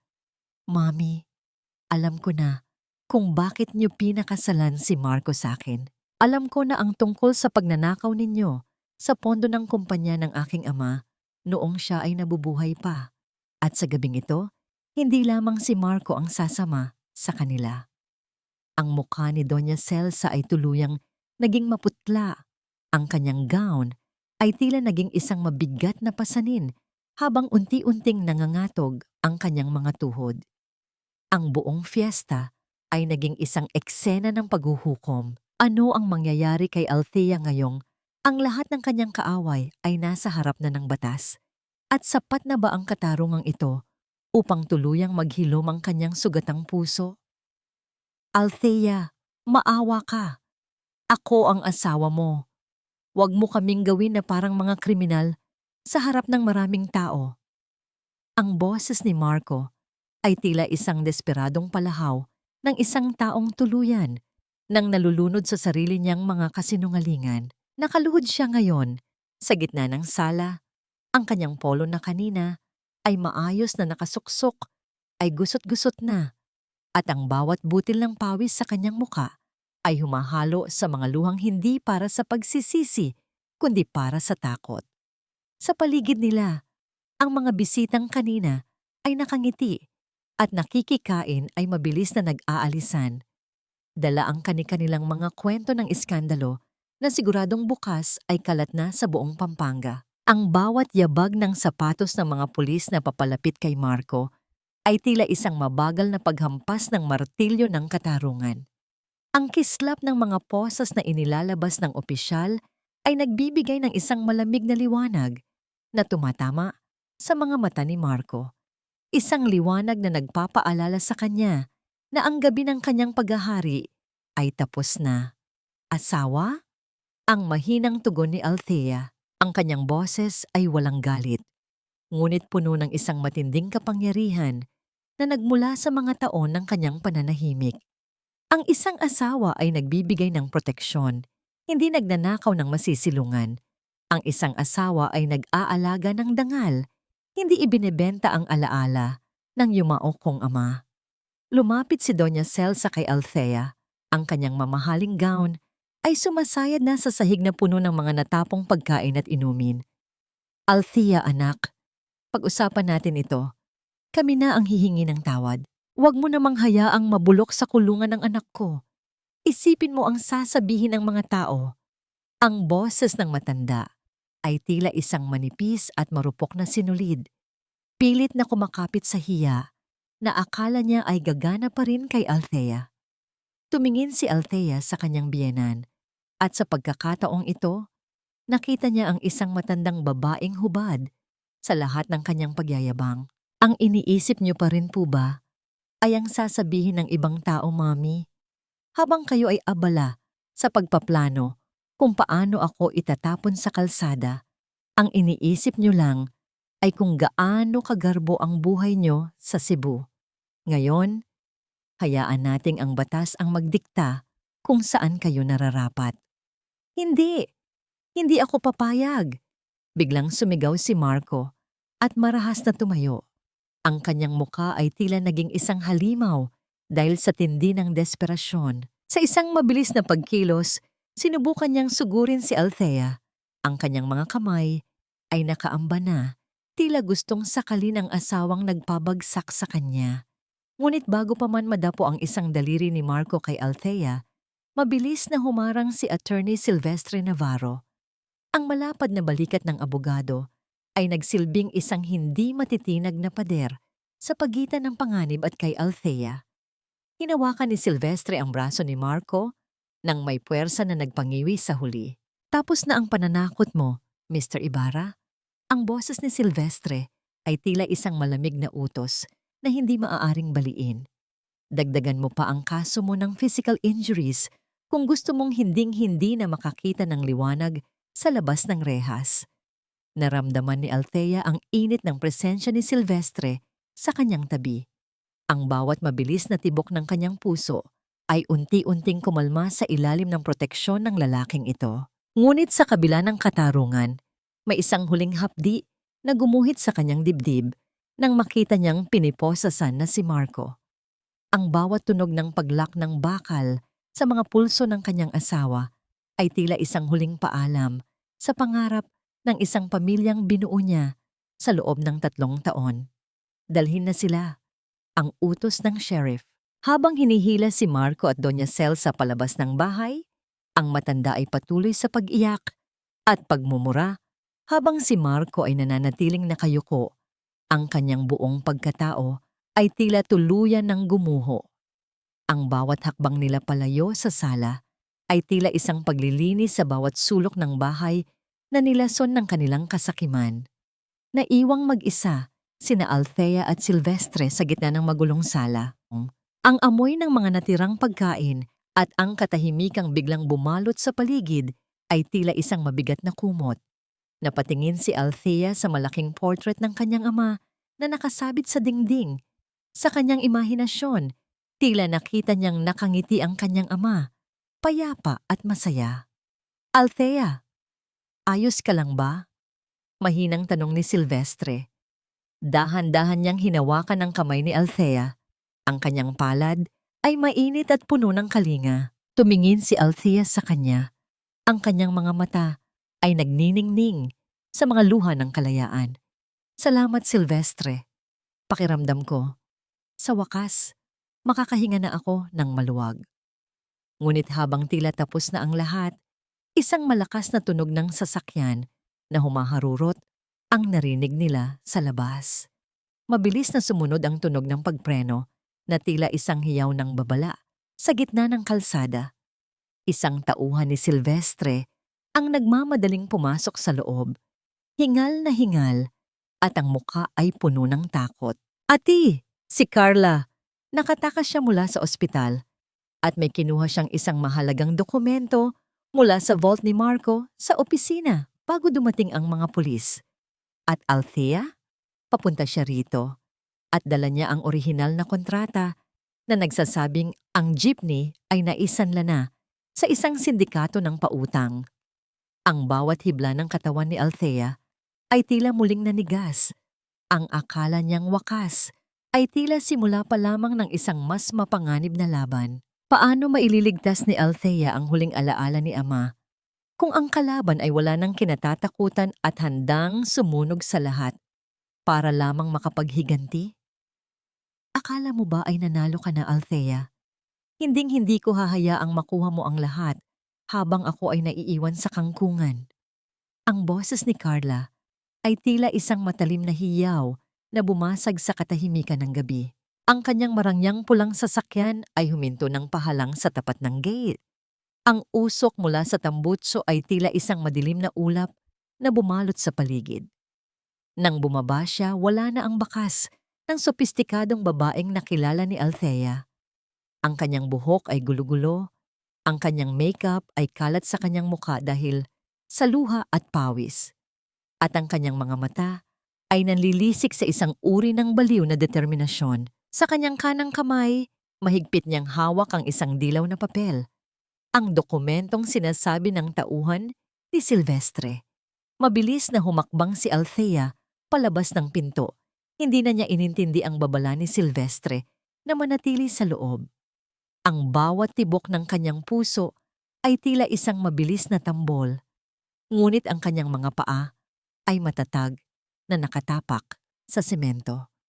Tiningnan niya si Carla, hindi nang may takot, kundi nang may malalim na habag na hinaluan ng hindi matitinag na paninindigan. Ibigay mo sa akin ang papel na, yan Carla. Tapos na ang laban na ito. Nakita mo na ang nangyari kay Marco at Doña Celsa. Huwag mo nang hintayin na pati ikaw ay kalad ka rin Sa harap ng mga tao, ang boses ni Althea ay tila isang malalim na ilog, kalmado ngunit may dalang bigat. Tumawa ng mapait si Carla, isang tunog na tila pagkiskis ng kalawang sa bakal. Laban? Hindi ito laban, Althea. Ito ay katarungan para sa akin. Pinangakuan ako ni Marco ng buhay na hindi mo kayang ibigay sa kanya. At ngayon, dahil sa'yo, wala na akong matuluyan. Wala na akong pera. At ang batang ito. Hinaplos niya ang kanyang tiyan nang may panginginig. Ang batang ito ay magsisilang sa kahirapan dahil sa'yo. Huwag mong isisi sa akin ang mga maling desisyon mo sa buhay, Carla. Matapang na sagot ni Althea. Pinasok mo ang isang relasyong binuo sa kasinungalingan. Alam mong may asawa si Marco, pero pinili mong maniwala sa mga pangako niyang galing sa nakaw na yaman. Ngayon, ibigay mo na ang papel na yan. Huwag kang lalapit, sigaw ni Carla habang itinataas ang dokumento. Ang papel na ito ay nagsasabing ang jeepney ni ama mo ay hindi na sa iyo. Naisanla na ito ni Marco sa isang loan shark sa Cebu. At sa oras na hindi ito mabayaran, susunugin nila ang sasakyang yon o kukunin ng sapilitan. You value that old piece of junk so much, right? Well, now it's my leverage. Naramdaman ni Althea ang paninikip ng kanyang dibdib. Ang jeepney, ang huling pisikal na alaala ng kanyang ama, ang naging saksi ng bawat pawis at hirap nito, ay nakataya sa kamay ng isang babaeng wala nang mawawala.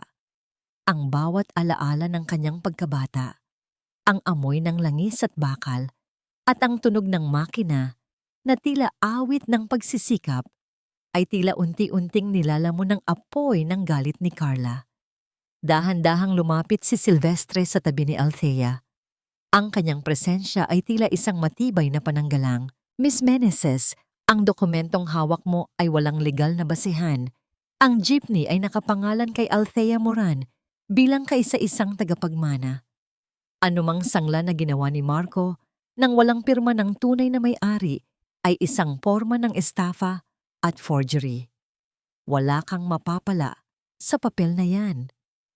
Wala akong pakialam sa legalidad nyo, hiyaw ni Carla. Kahit hindi ito tanggapin ng korte, ang mga taong pinagsanlaan ni Marco ay hindi gumagamit ng abogado. Gagamitin nila ang dahas para makuha ang gusto nila at sisiguraduhin kong bago nila kunin yon, wala ka nang aabutang buo. Althea. Kinuha ni Carla ang isang lighter mula sa kanyang bulsa. Ang maliit na apoy na sumulpot mula rito ay tila isang nakakatakot na sumpa sa gitna ng dilim. Inilapit niya ang apoy sa dulo ng dokumento. Carla, huwag! Ang sigaw ni Althea. Ang kanyang boses ay tila isang pagsamo na galing sa kaibuturan ng kanyang kaluluwa. Sa sandaling iyon, ang lahat ay tila bumagal. Ang paggalaw ng apoy, ang panginginig ng kamay ni Carla, at ang hangin na tila tumigil sa pag-ihip. Ngunit sa halip na tumakbo palayo, humakbang si Althea pasulong. Hindi siya nagpakita ng galit. Sa halip, ang kanyang mga mata ay napuno ng luha, hindi ng takot, kundi ng pag-unawa sa isang babaeng tulad niya ay naging biktima rin ng isang mapanirang pag-ibig. Carla, tignan mo ako. Mahinang sabi ni Althea. Ang boses ay puno ng emosyon. Pareho tayong minahal ang isang lalaking hindi marunong magmahal. Pareho tayong naging biktima ng kanyang mga salita. Pero tignan mo ang ginagawa mo sa sarili mo. Gusto mo bang lumaki ang anak mo na ang tanging alaala ng kanyang ina ay ang paghihiganti at galit? Isang gabi lang, Carla. Isang gabi lang ang kailangan para piliin mo ang maging tama para sa batang yan. Natigilan si Carla. Ang apoy ng lighter ay dahan-dahang namatay nang bitawan niya ang gatilyo nito. Ang kanyang mga balikat ay tila bumigay sa bigat ng bawat salitang binitawan ni Althea. Ang kanyang mga hikbi ay naging malakas na hagulgol, isang iyak ng pagsuko, ng pagod at ng pagkakaunawa na ang kanyang ipinaglalaban ay isa lamang malaking ilusyon. Wala na akong pupuntahan, Althea. Wala na. ang tanging nasabi ni Carla sa gitna ng kanyang pag-iyak. Dahan-dahang kinuha ni Althea ang dokumento mula sa kamay ni Carla. Ang papel ay bahagyang may uling sa dulo, ngunit buo pa rin. Naramdaman ni Althea ang isang malaking pasasalamat na bumalot sa kanyang puso. Ang huling alaala ni Ama ay ligtas na. Sa di kalayuan, narinig ang tunog ng papalapit na mga sasakyan ng pulis. Ang mga asul at pulang ilaw ay muling nagbigay ng kulay sa kalsada. Nang dumating ang mga awtoridad, hindi na lumaban si Carla. Hinayaan niya silang alalayan siya patungo sa sasakyan. Ang kanyang anyo ay tila isang batang naliligaw na sa wakas ay nahanap na ang katotohanan. Nang muling bumalik ang katahimikan sa tapat ng kanilang bahay, napaupo si Althea sa baitang ng kanilang hagdan. Ang bawat hibla ng kanyang pagkatao ay tila nanginginig sa pagod, ngunit ang kanyang isipan ay malinaw na. Tapos na ang gulo. Ang bawat kasinungalingan ay naibaon na, at ang katarungan ay tuluyan ng nanahan sa kanilang tahanan. Lumapit si Silvestre at naupo sa tabi niya. Hindi ito nagsalita, ngunit ang kanyang presensya ay sapat na upang maramdaman ni Althea ang kapayapaan. Ang init ng balikat ni Silvestre na sumasayad sa kanya ay tila isang pangako ng isang bagong bukas. Attorney? Silvestre! Mahinang simula ni Althea habang nakatingin sa mga bituin. Naisip ko, siguro tama ang sabi ni Ama. Ang katarungan ay hindi laging tungkol sa pagpapakulong sa tao, kundi tungkol din sa pagbawi sa sarili nating dignidad. Tumingin si Silvestre sa kanya, ang kanyang mga mata ay puno ng hindi masabing paghanga. Ginawa mo ang tama, Althea. Hindi ka lamang lumaban para sa iyong mana. Lumaban ka para sa iyong sarili. At sigurado ako, saan man naroroon ang iyong ama, napakabigat ng kanyang dibdib sa pagmamalaki sa iyo. Huminga ng malalim si Althea. Ang hangin ng Pampanga ay tila may dalang amoy ng mga bagong tubong halaman sa kanilang hardin. Ang bawat sugat sa kanyang puso ay hindi pa man lubos na naghihilom. Ngunit alam niya na sa bawat bagong umaga na darating, ang sakit ay unti-unting mapapalitan ng pag-asa. Dahan-dahang isinandal ni Althea ang kanyang ulo sa balikat ni Silvestre. Ang pagod ng mga nakaraang buwan ay tila unti-unting naglalaho sa bawat segundong lumilipas sa katahimikan ng gabi. Ang jeepney sa garahe, ang bahay na itinayo sa pagsisikap, at ang kanyang sariling buhay, sa wakas, ay tunay na sa kanya na muli. Lumipas ang ilang buwan at ang mga sugat ng nakaraan sa San Fernando, Pampanga, ay unti-unti nang tinatakpan ng mga bagong usbong na dahon at bulaklak sa hardin ni Althea. Ang sikat ng araw sa umagang yon ay tila mas maliwanag at mas mainit. Hindi na ito ang nakakasilaw na liwanag na naglalantad ng sakit, kundi isang mapayapang liwanag na nagbibigay ng bagong pag-asa. Sa harapan ng lumang bahay ng kanyang ama, isang bagong signboard ang maayos na nakasabit. Althea's Financial and Legal Advocacy for Women. Ang bawat titik na nakasulat doon ay simbolo ng kanyang muling pagkabuhay. Hindi na siya ang Althea na tahimik na nagmamasahe sa paa ng biyenan habang niloloko. Siya na ngayon ang sandigan ng mga kababaihang nakakaranas ng bauhan kinte, ang tagapagtanggol ng mga pusong tila wala ng boses. Pumasok si Althea sa loob ng kanyang maliit na opisina. Ang amoy ng sariwang kape at mga bagong dokumento ay nagbibigay sa kanya ng katiwasayan. Naupo siya sa kanyang lamesa at tinitigan ang isang lumang litrato ni Ama. Sa tabi nito ay ang orihinal na titulo ng lupa. Malinis, tuyo, at sa wakas ay ligtas na. Isang marahang pagkatok sa pinto ang bumasag sa kanyang pagmumuni-muni. Hindi ito ang marahas na katok ni Marco o ang mapang-utos na kalabog ni Doña Celsa. Ito ay isang maingat at tila may paggalang na tunog. "Pasok po," nakangiting sabi ni Althea. Pumasok si Silvestre. Dala ang isang basket ng mga sariwang prutas at ilang mga bagong kaso na kailangan ng pagsusuri ni Althea. Ang kanyang mga mata ay nananatiling puno ng kalinga at ang bawat ngiti niya ay tila isang gamot sa mga natitirang peklat sa puso ni Althea. Masyado ka namang masipag, Althea. Sabado ngayon, dapat ay nagpapahinga ka sa tabi ng iyong jeepney, biro ni Silvestre habang inilalapag ang basket sa lamesa. Natawa ng mahinhin si Althea. Ang pagtulong sa iba ang nagbibigay sa akin ng tunay na pahinga. Silvestre, alam mo yan. Tumayo si Althea at lumapit sa bintana kung saan tanaw ang garahe. Doon, ang jeepney ni Ama ay nagniningning sa bagong pintura.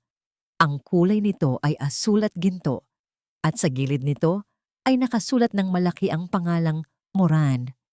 Wala na ang mga mantsa ng putik, wala na ang banta ng pagkasunog. Ang makina nito, kapag pinaandar, ay tila isang malakas na tibok ng puso na nagsasabing sila ay nanatiling matatag. Nabalitaan mo ba ang tungkol sa kanila? Mahinang tanong ni Silvestre, tumutukoy kina Marco at Doña Celsa. Huminga ng malalim si Althea. Sabi ni Nanay Ising, nahatulan na raw si Marco ng ilang taong pagkabilanggo dahil sa estafa at tax evasion. Si Doña Celsa naman ay nasa isang pasilidad dahil sa kanyang lumalalang kondisyon sa puso. Ngunit wala na ang karangyaang dati niyang ipinagmamayabang, si Carla. Narinig ko na sinisikap niyang magbago para sa kanyang anak, malayo sa lungsod. Napatawad mo na ba sila? Tanong muli ng abogado. Ang kanyang boses ay puno ng pag-unawa. Tumingin si Althea sa malayo, sa mga palayang tila ginto sa ilalim ng araw. Ang pagpapatawad ay hindi para sa kanila. Silvestre, ginawa ko yon para sa sarili ko.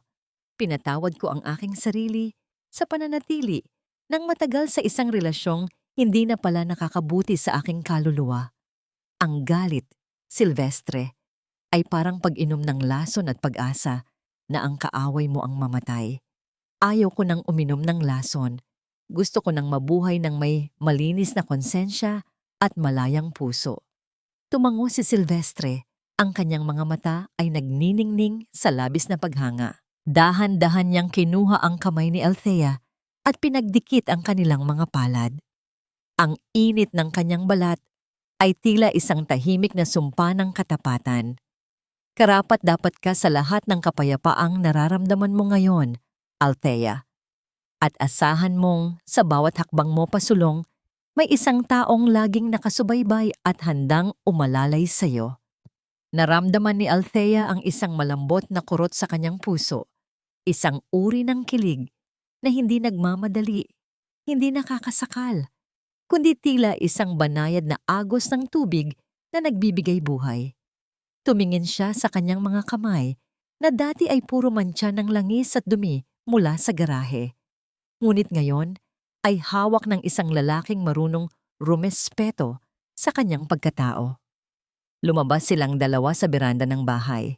Doon, sa ilalim ng malaking puno ng mangga na itinanim pa ng kanyang ama, ay nakaparada ang asul na jeepney. Ang sikat ng hapon ay tumatama sa makintab nitong katawan, nagpapakita ng bawat detalye ng kanyang muling pagkabuo. Ang jeepney na yon ay hindi na lamang isang sasakyan. Ito ay naging monumento ng kanyang pananampalataya sa sarili. Alam mo, Silvestre, mahinang sabi ni Althea habang nakatanaw sa malayo. Natutunan ko na ang tunay na pag-ibig ay hindi pagsuko ng iyong sarili para sa iba. Ang tunay na pag-ibig ay ang pagkakaroon ng lakas na manatiling buo upang ang pag-ibig na ibibigay mo ay hindi galing sa pangangailangan, kundi sa kasaganaan ng iyong kaluluwa. Isang malalim na buntong hininga ng kaligayahan ang pinakawalan ni Althea. Ang hangin ng Pampanga ay tila bumubulong ng mga salitang patawad, pag-asa, at bagong simula. Wala na ang mga anino ng kahapon, wala na ang mga tinik ng pagtataksil. Ang tanging natitira ay ang malawak na langit at ang pagkakataong sumulat ng isang bagong kwento. Isang kwentong kung saan siya ang bida. Siya ang may hawak ng panulat at siya ang nagtatakda ng kanyang sariling wakas. Dahan-dahang isinandal ni Althea ang kanyang ulo sa balikat ni Silvestre habang sabay nilang pinapanood ang dahan-dahang paglubog ng araw sa abot-tanaw. Ang bawat kulay ng langit, mula sa kahel, rosas, hanggang sa lila, ay tila isang pangako na pagkatapos ng pinakamadilim na gabi, ang umaga ay laging darating na may dalang katarungan at tunay na pagmamahal. Dito nagtatapos ang mahabang paglalakbay ni Althea Moran Cruz.